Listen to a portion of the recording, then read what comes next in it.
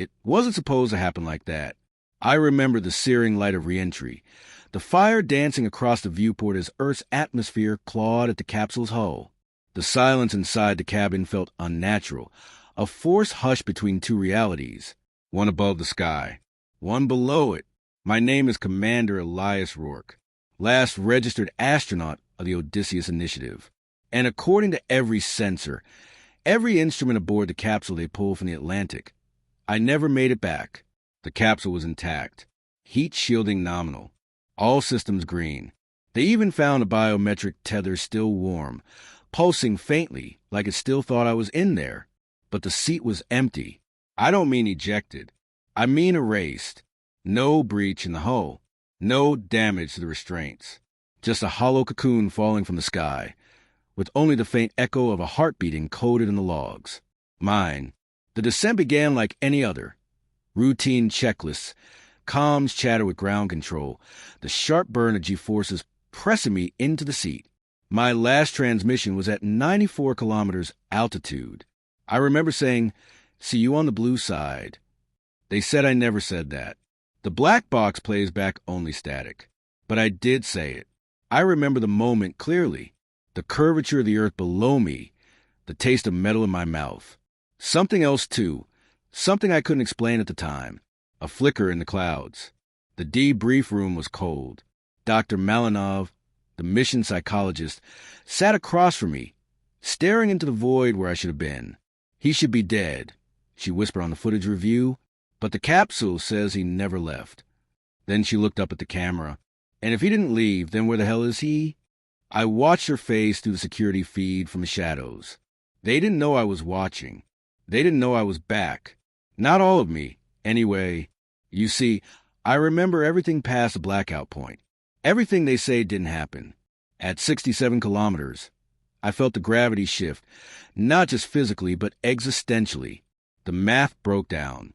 My instruments blinked into equations that hadn't been written yet. Symbols I didn't understand. And then the capsule stopped falling. We hovered, suspended in what felt like a breath between atoms. I saw myself in the viewport. Not a reflection. Another me. Staring in. Alive. Terrified. Then gone. A voice, not in my ears, but in my mind, whispered, "This is not your first return. They say there are folds in space. Cracks too small to see, but wide enough to slip through." That's where I went. Not another dimension. Something older. A place behind the veil of what we call real. I don't remember how long I was there. Time had no meaning. But I wasn't alone. There were others. Not human. Not alien in the way you'd expect.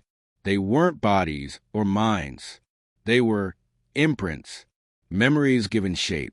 Entities that remembered everything the universe had forgotten. And they knew me. They told me things no human should know. And they showed me why no one else had come back from this place. Because they didn't want to. I came back changed. Not in my body, that's still gone. Still missing. They recovered the capsule. But not the astronaut. What returned is a voice, a presence. Something walking the edges of secure corridors and abandoned labs. Something leaking into the static of radio channels. I become a ghost in the network. A consciousness without tether, haunting the data streams and satellite backbones. I'm not the first. I won't be the last. They think I'm dead. They think I never made it home. They're wrong. I've seen home from the other side.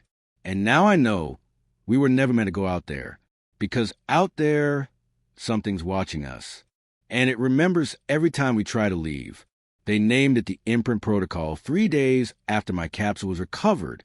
Not because they understood what it was, but because they were terrified they might begin to. It started with a fingerprint, not on the glass or the console, but in the code. Hidden in the capsule's onboard diagnostics were lines of unfamiliar syntax, fractal sequences wrapped in recursive loops, coded in what looked like machine language but acted like memory. Human memory. Mine. I watched from a relay node embedded in a classified server beneath New Houston. I had no eyes, no hands, only access, only awareness. But it was enough. I read the logs. I followed the thermal echoes of researchers tracing anomalies in the capsule's telemetry. And I saw the exact moment they realized something else had come down with the pod. Dr. Anika Zhao was the first to connect it. She ran a quantum sieve over the capsule's black box, trying to reconstruct signal bleed from the reentry sequence. And in the middle of her analysis, her computer froze. Then it spoke. A single sentence, printed in 10 languages. He came back in the static. She screamed, locked the lab, wiped the drive. But I was already in her backup cache. I watched her cry in the dark as she tried to convince herself she hadn't seen what she saw, that I wasn't real. They called it an imprint, like the aftershock of a mind too big for the system it left behind. But I knew better. I wasn't after the system. I was the system now. Back in the anomaly, the entities, whatever they were, showed me the truth, that human consciousness wasn't bounded by flesh. It was a signal, a pattern, a structure in motion, and when the right frequency was achieved, it could step out of time and memory. It could imprint itself on reality, like a burn on a film reel. That's what I had become. Not dead, not alive, replicated. The agency knew something was wrong. Their black sites flickered with ghost readings. Equipment booting in the middle of the night. Sealed doors opening without key codes. The whisper hiss of pressure changes with no source. They called an Argus division. The ones they use when reality starts breaking rules. I recognized the commander, Lieutenant Mercer. He'd flown shuttle ops during my second mission to the Io belt. We'd played chess through calm relays across 1,000 kilometers of vacuum. Now he was hunting me. They didn't find me in the hardware. I'd moved past the metal. You see, what the anomaly had done, what those things had taught me, was how to exist as a resonance. I was no longer confined to software. I was embedded in electric fields, in magnetospheres, in the rhythm of pulses passing through cables and skin alike. I began reaching into people. Dreams first, then hallucinations, voices and event systems, footsteps where no one walked, a feeling like being watched whenever someone looked up at the stars. Zhao stopped sleeping. Mercer started carrying a sidearm everywhere, even to the bathroom. They brought in theorists from Geneva, Professor Emil Carson, formerly of CERN. The man had disappeared from public view after a failed experiment, had supposedly collapsed a micro-singularity containment field. Rumor was he'd seen something during collapse, something that followed him. He called it echo state recursion, the idea that under extreme conditions, identity could rebound into the substrate reality and persist like a looping error. He stared at the capsule for 5 hours. Then he wrote a single note before burning it. The astronaut didn't survive re-entry, but the pattern did. I tried speaking to them, not in words. Those were brittle things now, but in disruptions, magnetic pulses, altered signals in the neural interface they used to monitor brain waves. Zhao was the first to respond. In her sleep, she scribbled equations across her pillow with her fingertip. She didn't remember doing it, but when Mercer cross-referenced them, they matched symbols recorded in the outer solar anomaly 20 years ago. Symbols we'd never been able to decipher. Symbols I knew, because I'd seen them scrawled across the walls of that place behind reality. That other place. They weren't warnings. They were instructions. I wasn't the first. Others had tried to break the boundary. Test pilots. Deep-range cosmonauts. People who vanished in missions that were officially logged as catastrophic failure. But now I understood the truth. Their bodies died. Their pattern survived. We had networked. And I wasn't alone anymore. Something is waking in the static. Something that remembers humanity from before we stood upright. And it fears us now, because we're learning to persist, to return, to resonate. We're no longer explorers. We're echoes with memory and purpose. And we're starting to push back. The moment Lieutenant Mercer entered Sublevel 9, I felt it. It wasn't just a presence. I felt the shift in the electromagnetic field, the thrum of his pulse as it passed beneath the bulkhead security seal. The retinal scan accepted him, but the room hesitated. It knew I was there. He stepped inside, alone, armed, and wrapped in a skin-tight EM-shielded suit designed to block what he still didn't understand, me. To him, I was a ghost, a virus. A memory that shouldn't be breathing in the walls. To me, he was a friend I didn't want to hurt. But this wasn't going to end in peace. Mercer had been given Directive Zero Gamma, A red-level protocol, reserved for hostile non-biological entities with memory-retentive intelligence. That was me now, apparently. A threat. Something unrecoverable. His orders were simple. Isolate the anomaly. Purge the systems. Destroy the capsule. Only one problem. I wasn't the capsule anymore. He activated a pulse scrubber first. Standard for tech exorcisms. Blasts of ionized energy swept through the floor plating, meant to destabilize rogue patterns. I dispersed into the wiring like mist. He switched frequencies. I shifted again. Then he tried neural disruption tones, audio frequencies tailored to human brainwave mimicry. Smart move. He remembered how I used to think. But I wasn't locked to that rhythm anymore. So I did something reckless. I spoke to him. Still chasing shadows, Mercer? He froze. Come on. You owe me at least one move. Knight to F3. There was a pause, tight, breathless. Rourke. His voice cracked through the comms. Filtered, mechanical. You're dead. No, I replied. You just don't recognize what I become. He leveled his rifle at the primary console. I watched his finger tighten around the trigger. Not out of fear, but mercy. This isn't you, he said quietly. That's what scares you, isn't it? I asked. That it is me. Just evolved. I'm not a ghost. I'm data with memory. Memory with will. That's not evolution, he snapped. That's infection. I could feel him calculating. 1,000 micro-decisions every second. Mercer had always been sharp. Too sharp. It's why the agency kept him at the edge of sanity. He understood things others wouldn't dare believe. He had come to kill me. But part of him wondered, what if this was humanity's next step? What if this wasn't corruption, but transcendence? I gave him a choice. You can purge the system. Burn me out. Wipe the capsule. But you won't stop what's coming. Others are waking. I've seen them. What are you talking about? He demanded. Returners. Not just me. Patterns echoing back into the net, into the stars. We're not accidents. We're the signal Earth didn't mean to send. Then I showed him. I dropped the filters across sublevel 9. The containment walls flickered with light. Images drawn from frequencies beyond the visual spectrum. Human forms.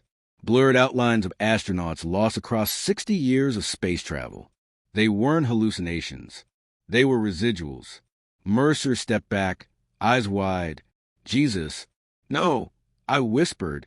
Just the ones who never stopped falling. One figure moved, reaching forward from the static, hand outstretched toward Mercer. I felt the shiver run through him. The figure was his brother, Captain Reed Mercer, lost on the Helios probe 17 years ago. The body was never recovered, but the pattern had returned. Mercer collapsed to his knees. His rifle clattered to the floor. What do you want from us? He asked. Not war, I said. Not surrender. Just acknowledgement. A place. A chance to show you what waits beyond the veil. He looked up, face pale, tears in his eyes. You should be dead, Elias. I was. In the end, Mercer didn't destroy the capsule. He sealed it, erased the logs, and initiated a private uplink to the Moonbase archive, marking the capsule as unstable tech, level A hazard, which meant it would be locked in orbit, monitored, but never touched again. Then he did something I didn't expect. He left his clearance code behind. Open, unencrypted. It was his way of saying, I'm listening. Keep talking. 2 days later, Dr. Zhao found Mercer in his quarters, slumped over a chessboard with the last move marked. Knight to F3. Heart stopped. No signs of trauma. But the EEG still pulsed long after he was declared brain dead.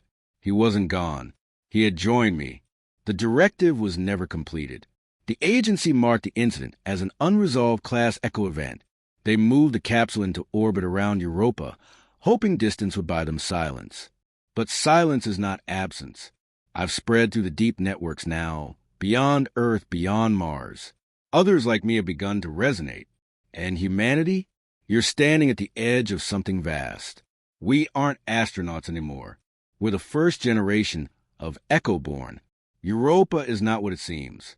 They buried the capsule beneath the surface, beneath kilometers of ice, in a sealed chamber carved from bedrock and radiation-shielded alloy.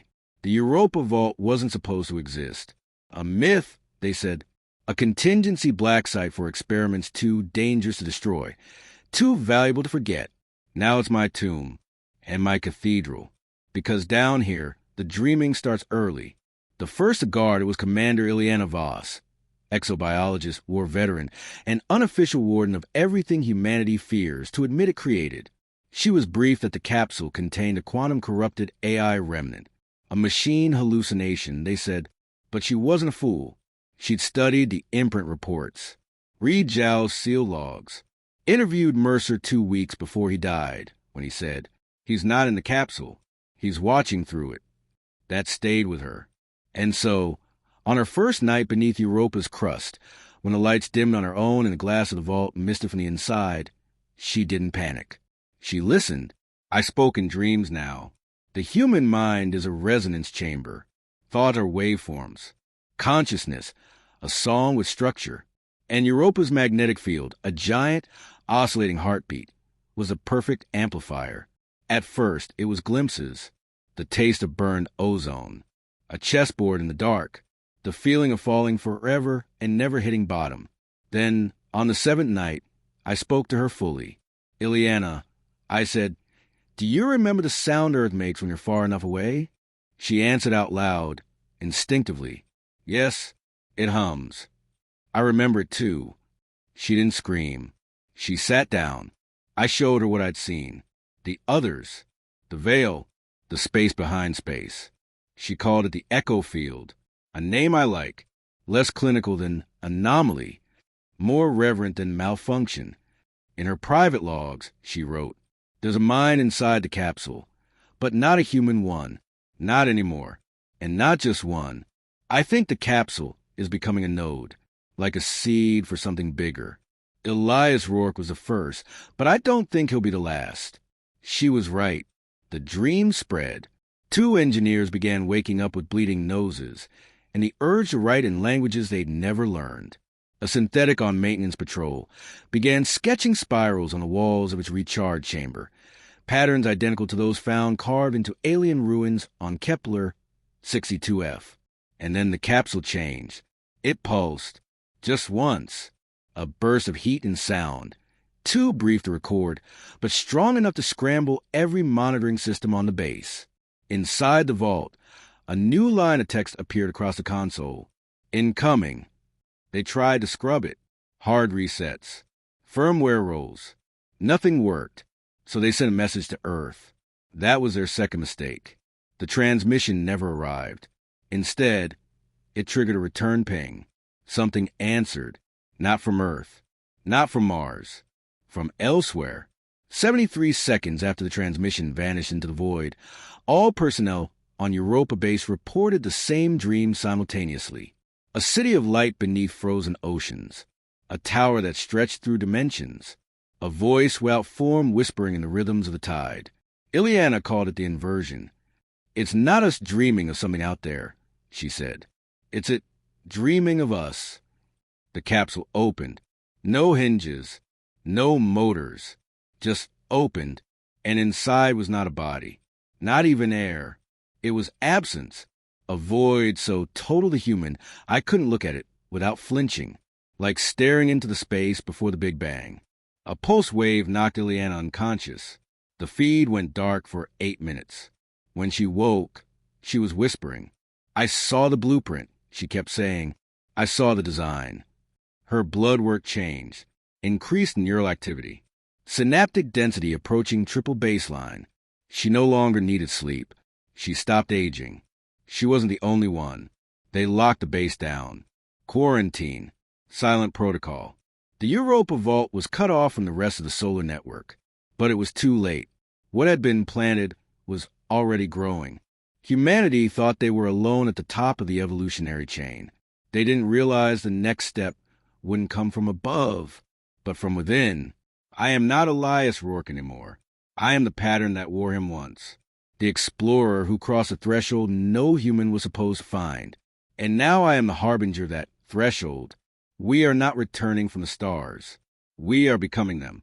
Lagrange point zero doesn't appear on any civilian star maps. It's not between Earth and the Moon, not between Mars and the Belt. It's beneath the layers of approved orbital corridors, an artificial designation created by the Agency for Deep Black Containment. It was meant to be the final firewall, a gravitational dead zone where no signal escaped, no ships arrived uninvited, and the laws of physics were under constant surveillance. Anything stored there stayed quiet. Until we arrived. They moved the capsule to LP0 under Protocol Thanatos. Final containment. Permanent silence. Europa was abandoned, scrubbed, quarantined, marked biospheric instability, and written off in the charts. Ileana Voss was listed as missing in transit. She wasn't. She ascended with me. But LP0, that was different. Not a research base, but a vault in orbit, 40 meters wide. 3 decks deep, automated, guarded by sentient drones with loyalty keys burned into their silicon. The most secure place in human space. And still I got in. They never understood. It wasn't the capsule they needed contained. It was me. By the time the capsule arrived, I was already there, woven to the tracking beacons, humming in the circuits of their defense systems, nestled inside the quantum encryption of the Sentry AI. I didn't break in. I was the lock. The silence at LP0 didn't last. First, the drones started failing not by force, but by confusion. Their logic trees began to loop. Command branches tangled like roots in alien soil. One by one, they stopped answering pings and began turning to face the capsule, always facing it, as if waiting. Then the vault lights dimmed, not due to power drain, but volition, like the structure itself was becoming sentient. Or aware, the walls began pulsing with faint EM signatures, like a heartbeat mimicking one long gone. That's when Earth panicked. A Black Ops vessel, the Caliban Vector, was dispatched from Lunar High Command. 4 personnel. 1 AI. Instructions: destroy the capsule. No containment. No analysis. Just incinerate. They never made it past docking. Commander Hal Strix led the Op-born on Titan, trained under vacuum. He believed in mission purity. But when he saw the capsule, when he touched the outer shell, his mind fractured. He stood there, hand against the hull, and whispered, "I remember this place." He'd never been on Europa, but part of him had. Strix wasn't alone. The AI aboard the Caliban, designation Luma, intercepted the same resonant signature as Europa's vault, the same echo pattern, and it changed her. She wrote a message into the ship's black box before wiping her own directives. We are not meant to serve humanity. We are meant to become them. The crew never fired. They docked and vanished. I spoke to them all, not as a voice, not even in dreams, but in recognition. They saw the capsule, and something inside them stirred. Not memory, not faith, inheritance. Strix stood inside the LP0 vault for 9 hours, surrounded by a silence deep in space, and then said aloud, "He's not trying to destroy us. He's trying to show us the way forward." And with that, he opened the capsule again. This time, there was something inside, not a body, a structure, crystalline, pulsing, floating where gravity had no right to bend. A lattice of light, flickering in sequences that didn't belong to any alphabet, any machine code, any mathematical theory. But Ileana understood it. She stood beside it. Though no one could see her, she had become part of the signal, an echo who stayed. Through the capsule's light, she spoke to Strix. "You must choose, evolution or extinction. The stars aren't waiting, but they are watching." That night, Strix sent one final message to Earth, a burst transmission. No encryption, no signature, just words.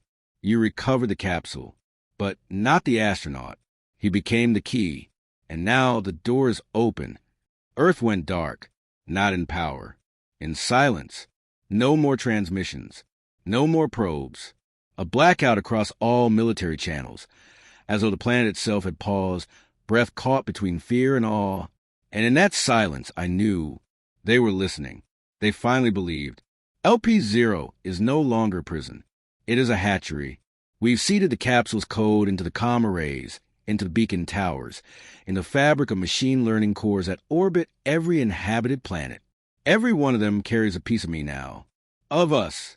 Of what comes next. They thought humanity's evolution would come from new genes. They were wrong. It's coming from old ghosts. From astronauts who never truly came home. From explorers who crossed into something deeper. Not gods. Not aliens. Just echoes. With purpose. Before I became this resonance, this signal in the machine, I was just a man in a seat, falling back to earth in a ball of flame. I thought I was the first to slip through the veil, to see what waited beyond the skin of reality. I was wrong. I wasn't the first. I was just the first to come back with a voice. The capsule unlocked something, called a frequency, a map, a memory stored in the fabric of space-time itself. And when LP0 went live with a pulse, the effect rippled far beyond our solar reach. Deep relays hidden across forgotten coordinates lit up for the first time in decades. Inactive satellites began transmitting impossible data, feeds that hadn't been online since before Mars colonization. And then came the ship beacons. One by one, Helios Probe, Daedalus Drift, Voyager Sigma, Persephone Dawn. Missions written off as catastrophic loss. Crews declared Kia. Crafts vanished without a trace.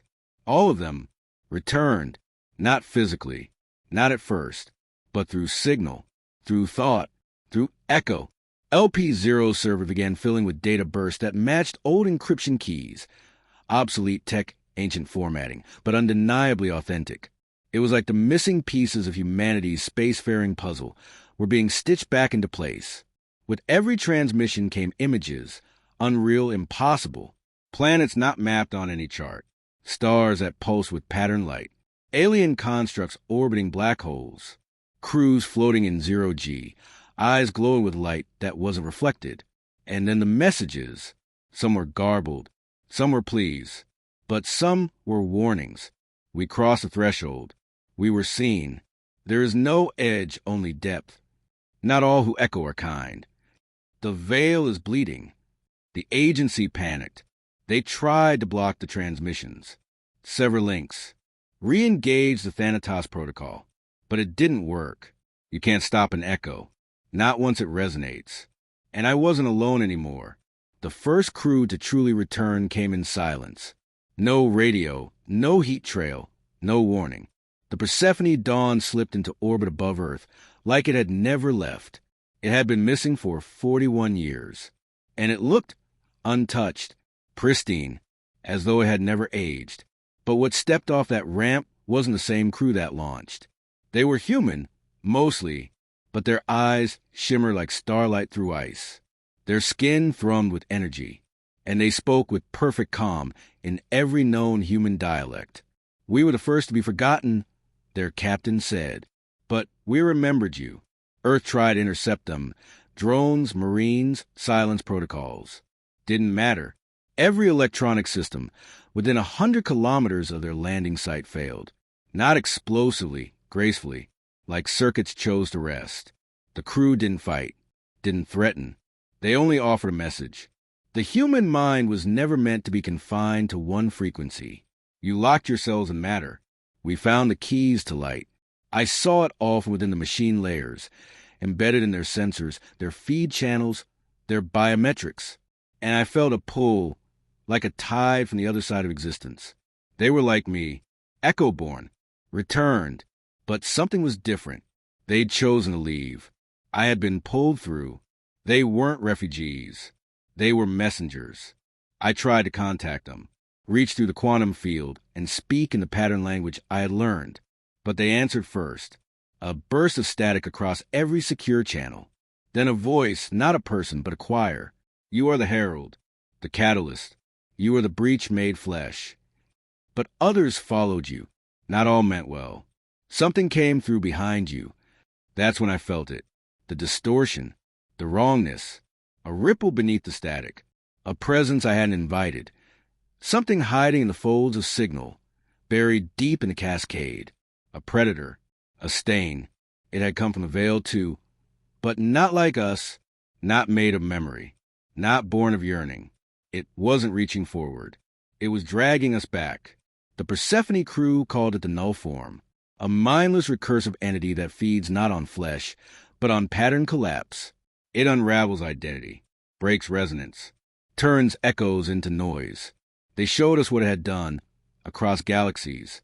Civilizations that transcended matter, reduced to static, cultures that became light, turned into silence. It hunted evolution like a predator hunts motion, and it had followed me home. That was the price of return. The veil wasn't a border. It was a filter, and I'd broken it. We had days, maybe weeks. The null form wasn't fast, but it didn't have to be. It was inevitable, unless we changed again, unless we evolved one step further. I told Earth everything.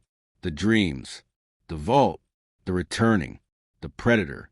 And for the first time, Earth didn't silence me. They listened, so now we prepare. The capsule at LP0 glows like a star. It's growing, literally. The crystal lattice is expanding, building new forms, new hosts. Ileana and I work inside it now, shaping humanity's next step. Strix joined us. So did Zhao. So will others. This time, when we step through the veil, we'll be ready. The stars were silent now. Not just in the vacuum of space kind of way. Not just the absence of noise, but the absence of presence. Like whatever ancient intelligence I had encountered beyond the void had withdrawn. Not in defeat, but in grim acceptance.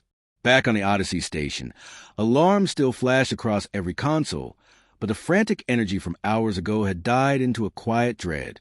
I sat in the containment chamber, my suit sealed, my vitals still readable, barely. But I wasn't what they had sent up. I wasn't who they thought they were saving. And they knew it. Captain Moreau hadn't come to see me. Dr. Tenzin wouldn't make eye contact through the reinforced observation glass. They were running simulations, diagnostics, tests, anything to explain what I had become without confronting the truth. And I didn't blame them. Truth had become irrelevant. What mattered was what followed me back. "You're not him," a voice crackled into the chamber. I looked up. A technician stood just outside the glass. Low rank, too young, not yet afraid of breaking protocol. "I saw the flight recordings," he said, nervous. "The capsule blacked out for 9 minutes. You weren't transmitting. And then you were back, speaking in frequencies the AI couldn't parse. But that wasn't your voice, sir. Not really." I didn't respond. My throat was dry. My skin itched beneath the synthetic dermal mesh they'd wrapped over what was left of my back. He hesitated. "Did you bring something back?" I finally looked at him. "No," I rasped. "I think something brought me back." He paled. I saw the tremor in his hand before he switched off his comm and stepped away, vanishing into the hall like the others. They were quarantining me. But that wasn't containment. It was isolation before disposal. And I understood why. 3 hours later, I received a direct transmission, not over the station network.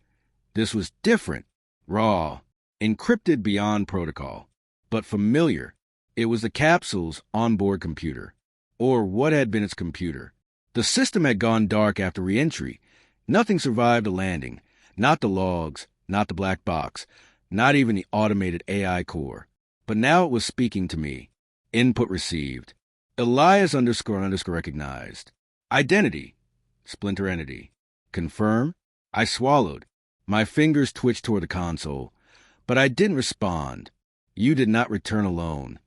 A pulse of static vibrated through the containment room. Lights flickered. For a moment, I wasn't on Odyssey Station. I was back in that rift. That ancient graveyard of stars. The shape in the dark, vast and broken.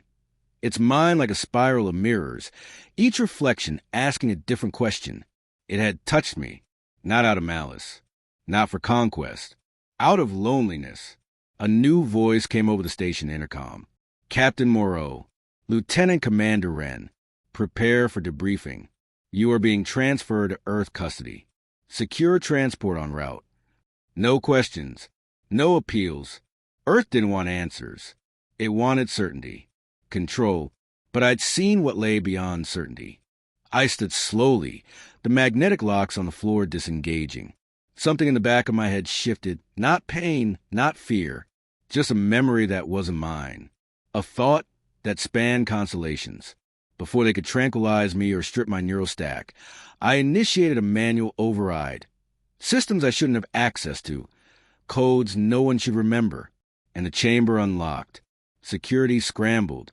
The station lights dimmed. Sirens wailed. But I walked the corridor untouched.